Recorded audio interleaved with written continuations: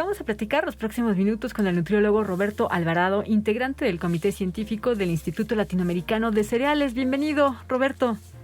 Hola Maru, ¿qué tal? Un gusto saludarte a ti y a tu auditorio. Al contrario, un gusto porque ustedes están trabajando, están haciendo mucho énfasis y nosotros los medios de comunicación, pues ahí vamos de la mano para hacer difusión de todos estos temas que ustedes manejan.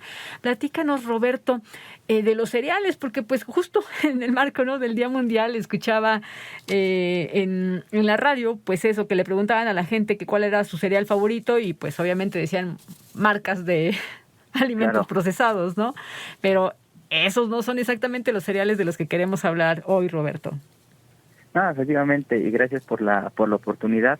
De hecho, ahorita voy saliendo del cierre del evento que se realizó por parte del Instituto Latinoamericano de Cereales, aquí junto con UPIBE del Instituto Politécnico Nacional. Vamos cerrando el evento de conmemoración, porque justamente lo que buscamos es eso, dar realce a los cereales, que es muy común escuchar en la calle las marcas, ¿no?, y el cereal de caja en general.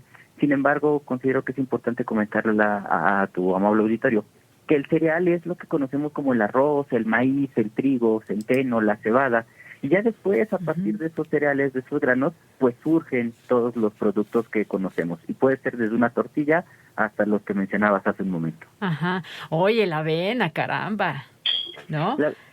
Sí, la avena tiene muchas propiedades, se puede hacer agua de avena, se puede comer como crocante, puede acompañar alguna ensalada, puede servir inclusive para empanizar, o sea, tiene muchas ventajas el consumo de avena. El sorgo, el mijo. Sí, ahorita, bueno, a propósito, qué bueno que lo mencionas, la OMS destinaron este año, mejor dicho, de la celebración de los cereales, al mijo, que es un cereal poco conocido, poco quizás hasta consumido, pero que tiene propiedades nutricionales bastante interesantes que nos pudieran ayudar a mantener una buena salud. Ajá. Dicen que, pues bueno, son de los alimentos más completos, ¿no? Los cereales en general tienen un muy buen aporte de vitaminas, de minerales, son una excelente fuente de carbohidratos. Por ahí a veces surge como el miedo, ¿no?, el vox populi de que los cereales engordan. Quisiera yo aprovechar el espacio para desmentir eso. No es necesariamente el consumo de cereales, lo que nos termina haciendo daño es el exceso en el consumo. Pero el cereal como tal, el grano como tal, tiene fibra, la fibra es importantísima para que nosotros podamos tener una buena salud intestinal, vitaminas, minerales que van a permitirnos que nuestra salud se encuentre en perfectas condiciones, además obviamente de los carbohidratos que son los que nos brindan energía, nos brindan la mayor parte de la energía que nosotros ocupamos en el día para realizar nuestras actividades, ir a la escuela, al trabajo y demás. Claro, como dices, una es la porción y la otra la forma en cómo lo preparas, cómo lo consumes, ¿no? Claro, sí, porque puede ser un alimento estupendo por sí solo, pero a lo mejor si lo hacemos frito, si lo hacemos capeado, si lo hacemos empanizado, ocupamos mucha grasa y sobre todo grasas saturadas, pues todas las propiedades benéficas que pudo haber tenido el alimento se pueden llegar a perder y al contrario terminar generando problemas a la salud de las personas. ¿Cuál es la indicación? ¿Con qué regularidad debemos incluir a los cereales en nuestra dieta? Bueno, la indicación es consumirlos diario. La Organización Mundial de la Salud recomienda, tomando desde luego la contextualización de cada persona, actividad, estilo de vida y demás, pero de una forma general son como de 7 a 12 porciones las que recomiendan. Entonces, las porciones las podemos tener desde la tortilla, acompañarlo con arroz, quizás a lo mejor si yo me preparo un sándwich, irán algunas porciones de cereal en el pan. Es decir, tenemos una gran variedad de consumir de cereales a lo largo del día. Y además, pues nos ayudan a prevenir muchas enfermedades, ¿no? El consumo de cereales, y de hecho es algo que el instituto busca dar a conocer, el Instituto Latinoamericano surge con la idea de mostrarle información a las personas, brindar contenido importante, y uno de esos es justamente ese, que pueden ayudarnos a prevenir en su consumo moderado. La fibra nos puede ayudar a disminuir el consumo el contenido, de colesterol o triglicéridos en la sangre. La cantidad de nutrientes que tiene, como las vitaminas y los minerales, puede hacer que algunas reacciones que se llevan dentro del cuerpo pues se vean favorecidas y dentro de esto pues mantener una salud en general. Entonces, el consumo de cereales lejos de hacernos un daño, salvo que cuando es en exceso, tiene infinidad de aportaciones nutrimentales favorables a nuestra salud. Uh-huh. Y decía yo al principio, ¿no?, que además en este país tenemos esa fortuna de tenerlos a disposición, ¿no? Y hasta cierto punto pues son accesibles, son económicos.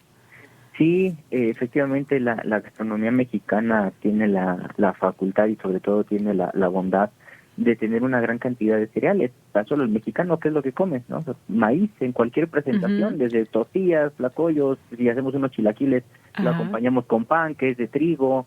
Entonces, toda esa situación que surge de distintos procesos o preparaciones de los cereales, México tiene esa función. El arroz comemos nosotros mucho, Uy, el muchísimo. trigo de alguna otra variedad, entonces Ajá. el mexicano no tiene problema en ese sentido del consumo de cereales. Sí, sí. ¿Cuál sería la indicación, por ejemplo, en el caso de los bebés y de los niños y niñas? Bueno, aquí hay que tomar en consideración que la alimentación complementaria, Uh-huh. recordemos que la alimentación, los primeros 6 meses de vida es de lactancia materna exclusiva. Okay. Posterior de esos 6 meses vamos a empezar a introducir algunos alimentos, algunas frutitas, algunas verduras y los cereales irán agregando paulatinamente. Va a ir dependiendo de la edad, pero pudiéramos estar contemplando de 4 a 8 porciones al día. Hay niños que están en su casa después de la escuela, pero hay niños que los llevan al fútbol, al taekwondo, a natación. Entonces, quizás ahí su requerimiento se pudiera ver un poquito elevado, pero hay una justificante, que es la parte de la actividad que realizan. Claro, porque sí, ahora sí que sí la desquitan.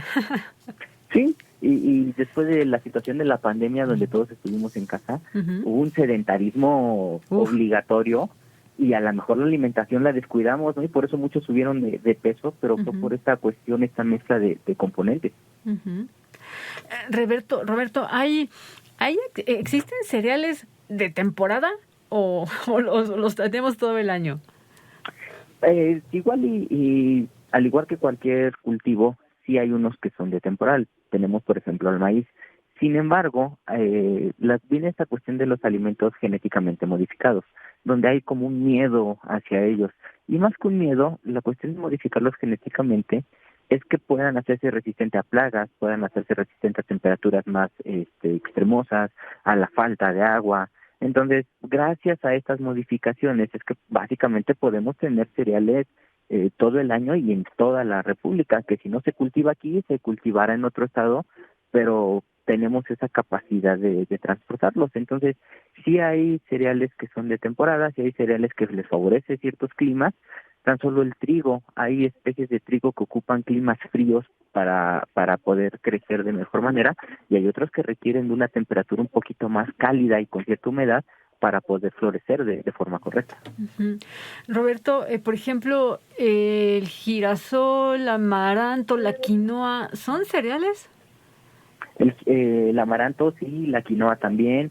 La semilla como tal no es considerada un cereal, sin Ajá. embargo también tiene una aportación interesante de ciertos ácidos grasos.